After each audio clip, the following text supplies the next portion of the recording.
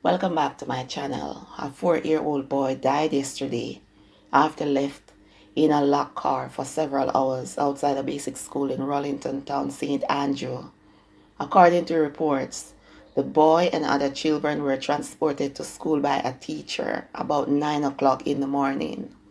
It is reported that the children exited the vehicle, but the boy was left behind.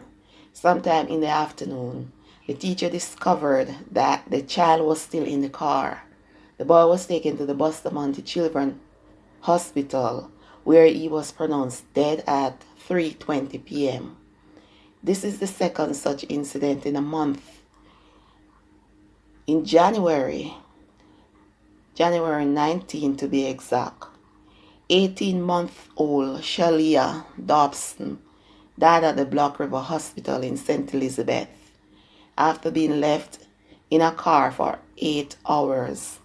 Shalia was the daughter of police officers. They are yet to be arrested for the murderation of their baby girl. Let's see if the teacher will be arrested.